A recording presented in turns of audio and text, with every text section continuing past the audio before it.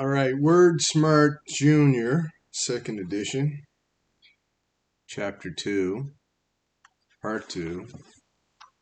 The end of the Elephant Empire. Okay, we last left Colonel Cano just recognized Beauregard the cat. So he said, "Beauregard, you old son of a gun, what are you doing here?" So Cano had trotted over to see the cat and seemed very glad to see him. "You know him?" asked Lassie and Barnaby. They were both astonished, but for different reasons. "Know him?" laughed the colonel. "Why, back in the old days, Beau and I used to run the undercover division of ... Just then, the cat growled softly in Cano's ear. "Yes, well, whoops. What I was saying," the colonel continued clumsily, "I must be mistaken. I've never seen this sorry old cat before. Take them all to my tent for questioning." Babette, Barnaby, and Bridget exchanged perplexed looks. The situation was getting weirder and weirder. On their arrival at the tent, Cano ordered that they be untied, and Lassie began to loosen the ropes. "Thanks, man. Those things were beginning to chafe my wrists," said Bridget. "Hey!" she shouted to the colonel. "You got anything to eat?" "Remember the talk we had about respect, Bridget?" snarled Lassie. "It would behoove you to behave with a little more deference toward the colonel. After all, he is in control of your fate right now." "Oh, come now," laughed Cano. "These people are welcome here. In fact, they should be treated as foreign dignitaries, honored and important visitors from the human world. Bridget is hungry. We should have a feast for her. Lassie, go out and tell everyone that tonight we'll be having a party to celebrate the arrival of new friends and to revel in the certain defeat of Horus at the end of the empire." The travelers began to wonder if Cano was always so full of optimism, but as soon as Lassie left to make arrangements for the feast, he let out a very heavy sigh. "I don't know how much the lieutenant has told you, but we are facing serious odds. The situation actually looks pretty bleak," he said. "I can see that," said Babette. "You plan a coup d'etat against the empire, and a feud develops within your ranks. A very difficult situation indeed. Can you not find support outside the Jackal army?" "I've considered the possibility," replied the colonel, "but the animals have never had strong alliances. The Jackals are the only group that has an army to speak of. Until recently, we were the royal guards of the Elephant Emperor himself." Cano shook his head and continued.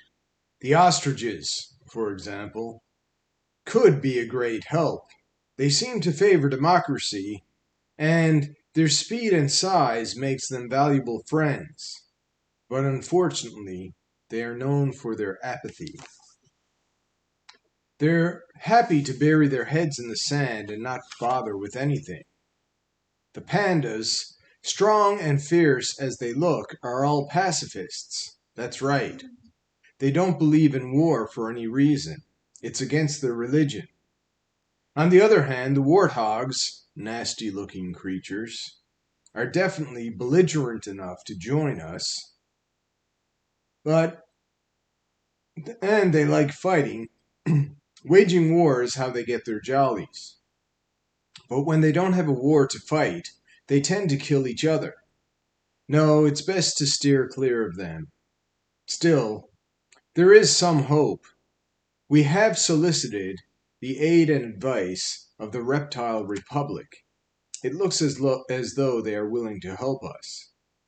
We got word that King Cobra is sending an ambassador to our camp tonight, a high-ranking lizard, I believe, to see if there's anything they can do. The reptiles have much to teach us. They have lived outside the Empire for many years now. Frankly, I think the elephants are a little afraid of them, Kano chuckled. Tell us more about this Horus character, demanded Bridget.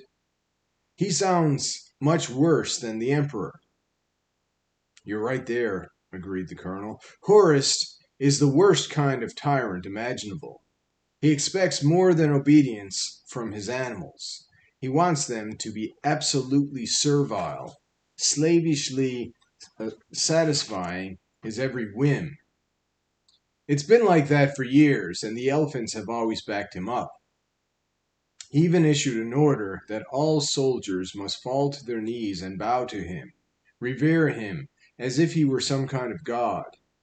That was the last straw for me. I refused to kowtow to anyone, not even the Emperor, and especially not Horus. I went through basic training with him, for goodness sake. You said it, Colonel, said Bridget. Kano took a deep breath. Horus actually does think of himself as some kind of god, the omnipotent kind. At that, all-powerful, all-seeing. But really, he's just totally paranoid. He is always imagining that there were secret plots and conspiracies against him. If he's such a rotten guy, why did you go along with him on this whole coup d'etat thing? Asked Bridget. That's a good question, replied Kano.